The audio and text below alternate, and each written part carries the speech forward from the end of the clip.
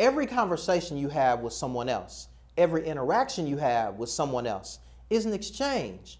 When you consider that every relationship has a benefit and every relationship has a cost, subconsciously you calculate the cost versus the benefit to every relationship to decide if you're going to remain in relationship. We make decisions on people and relationships even when we don't make a change, because staying connected is often the decision we've made. Someone may not be a fit in your life. Someone could be a troublemaker or loud and obnoxious or simply apathetic about the relationship, but you still decide to stay. I've coached people in the past who've told me they didn't want to stay, but they stayed with someone and they gave me several reasons that they wanted to stay. It sounds confusing, but social exchange theory explains why we make decisions we claim we don't want to make and do things we don't want to do. I'm going to explain what social exchange theory is and show you how to make it work for you. Let's get it.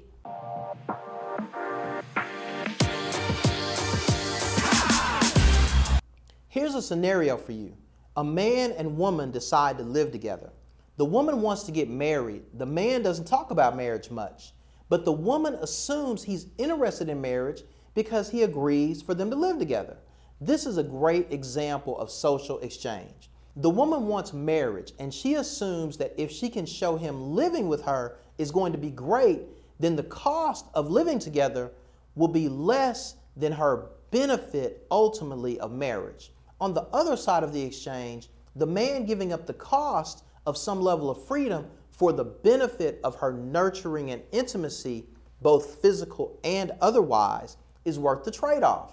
Also, both can value from the benefit of two incomes and consolidating expenses being stronger than one. This is a social exchange and a great example of social exchange theory. Here's where we allow the idea of traditional exchange to ruin our relationships. Let's go back to the previous scenario. The woman wants to get married. She doesn't have a conversation or set expectations on marriage, so there's no timeline, no end goal or requirement. The man may not want to get married at all. He's just done a cost-benefit analysis and decided this works for him in this season. Alternatively, the man may actually want to get married, but in living together, he decides that maintaining a relationship is more than what he bargained for and bails out when it no longer suits him. Both parties allowed the process of social exchange to override what they really needed out of life. Each person wanted to get the rewards and benefits, believing that they outweigh the cost, but not truly assessing what they wanted and needed long-term in their relationship instead of the immediate gratification of the transaction. Here's how we can use the concept of social exchange to make our outcomes better in relationships. Get comfortable with the idea your relationship is transactional to a degree. Everyone wants to be lovey-dovey and believe there's unconditional love and support. This just isn't true. Imagine if your partner did 100% of what you wanted and you did 0% of what they wanted. How much would they still love you? You have wants and needs, and so does your partner. Those exchanges can be gracious and selfless, yet still transactional. Deal breakers are non-negotiable. Let's say I have a requirement that disrespectful behavior is unacceptable in my relationship.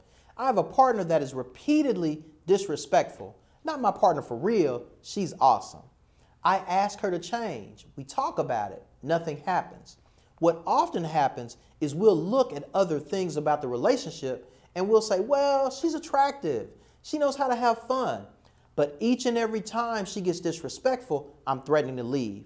I feel emasculated and it takes a long time to recover.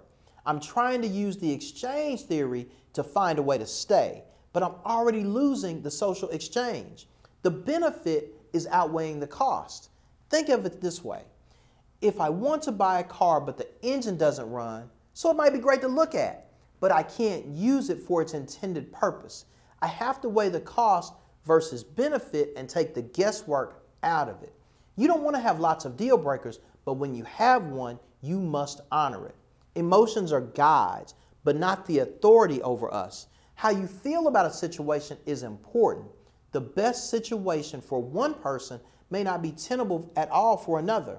That said, you want to manage your feelings about every relationship transaction. Our feelings matter, but they often overlook our knowledge and insight. You may know that a woman doesn't match any of the traits you desire, but you're feeling lonely and discouraged talking to women, so you take the person who is not a fit for you. The end result is you may get to spend some time with another individual, but they're bad for you, and they leave you less encouraged about the female species than you were before the interaction. The social exchange is a give and take model based on rewards versus cost. If you know at the outset or at any time that your costs far outweigh the benefits, both immediate and long term, it's time to move on. Even if you have butterflies around her, even if she looks good in a miniskirt, it's time to keep it moving. The expectation of reciprocity. In our relationships, we do things out of kindness, love, and pure goodwill. That said, you expect some level of reciprocation. It doesn't have to be the exact amount of what you did, done the same way in the same amount of time, but there is an expectation to get something out of the relationship. The social exchange is give and take. So if all you're doing is giving and you're not getting anything, it won't work. You'll become resentful.